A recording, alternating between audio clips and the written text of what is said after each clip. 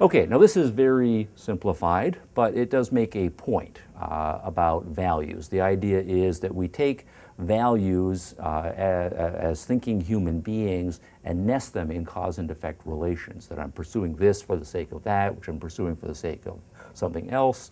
And ultimately, it all adds up to my life, that I want to have a certain kind of life that I will take to be a meaningful life. And that's the question I want to turn to next. Suppose we take this as a serious exercise as individuals, and we work out our flow chart, right, so to speak. And then we step back from our flow chart and ask about the following situations. Suppose I have a life in which I am successful in my education, and perhaps I'm continuing my education in my spare time. I'm still engaged in a process of lifelong learning, and I am enjoying various pursuits there. My education has paid off. I've gotten a career that I am satisfied. It's the kind of work that I enjoy doing, and I enjoy the material rewards that I get from it. The money that I get also means that I am able to support myself with the various necessities, and so my health as a result is in good shape. I've worked on my friends and family relationships, and I've got friendships that I'm satisfied with and enjoying. I'm happy with my family, and I love them and feel loved by them. And I have an array of other leisure activities, sporting activities, artistic pursuits, traveling the world pursuits, and so on that I'm enjoying. So the whole package is going well, right? What do we call that kind of life, where the person has put together a package, worked at it, and achieved their major life goals, and is continuing to work on those things successfully?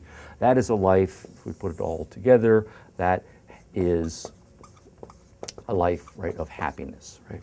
Or to put it in more Aristotelian language, we could say that is a life that is a flourishing life, right? The person is living the kind of life, the best kind of life that we think of a healthy, successful human being as living. All right, theoretical point number one will be that one of the major positions in ethical theory says that this is the right way to think about ethical values. And I'm going to call this principle right now ethical theory number one. I'll put it up on the board here. Ethical principle one. And we'll assign a label to it a little bit later.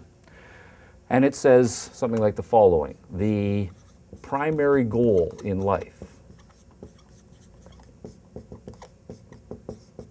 is for individuals to achieve happiness. Okay, and we'll put a box around that one. All right. This life is a very big, complicated, multifaceted, long-term project, and the way we talk about life in its entirety, its ultimate goal is that the best kind of life is the happy life, right, or the flourishing life, and so we capture it in a principle like this. So we have built in here a few semi-technical concepts here. One is this notion of a primary goal. That is to say, it's a goal by reference to which we measure all other things. So if in this case here we say happiness or flourishing is the goal, when we're thinking about all of the other things, as we do at various points in our life, we are thinking of them in terms of their impact on our primary goal, which is happiness. So for example, perhaps I'm in a career that I'm not very happy with, I'm middle-aged, and I'm considering whether I should change careers, and if I do, I probably would need to re-educate myself to get another skill set, to launch another career. How I will make that decision is by reference to, will a career shift, all things considered, make me happier or lead to a more flourishing life than I have currently? If my answer is yes, then I will do so. If my answer is no, then I won't. If I have tried various leisure pursuits and I'm enjoying them, but another possible leisure pursuit comes along, then I will decide to take that one on or not and explore it by judgment, again, of the same sort of a judgment rather. Will this contribute to my long-term happiness, right, or not? I may have been friends for someone with a long term, and we were very close friends, but we've drifted apart.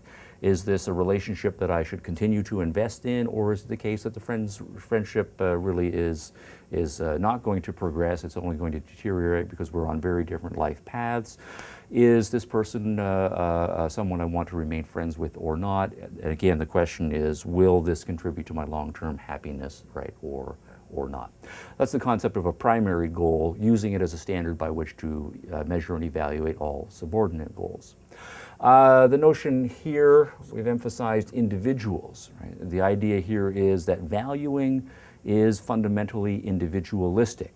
And that correlated concept is that this is my life, if I'm thinking this through, or if you're thinking it through with your own floor chart, it's your life, and so I'm thinking about my education, I'm thinking about my career, I'm thinking about my financial issues, my friends, my families, right, and so forth, all in the context of my being the person who is the recipient, right, or the consumer of all of these values, and you would be doing the same thing as well. There's a notion here of achievement, which I can underline here, that none of these things just happens. All of these important things are not things that in fact can just be given to you or handed to you on a silver platter.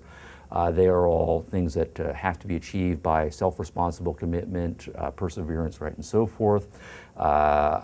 Education is something that I have to do. It has to be a personal accomplishment. You can tell me lots of stuff, but I have to think it through for myself and absorb it intellectually myself.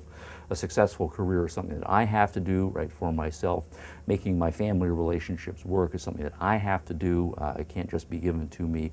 Nobody can just come along and give you a hobby or an avocation that's going to be fulfilling. It has to be something that I choose or you choose, right, for yourself, right, and so on. The consumption of the various necessities is, and the creation of those necessities for consumption is something that a self-responsible person will achieve, and so forth. So the idea here is that happiness on this conception is not just something that happens arbitrarily to individuals, but rather it's something that individuals find themselves in through a process of commitment, effort, and achievement here. Now, in philosophy speak, the principle here will say we're thinking of individuals as ends in themselves.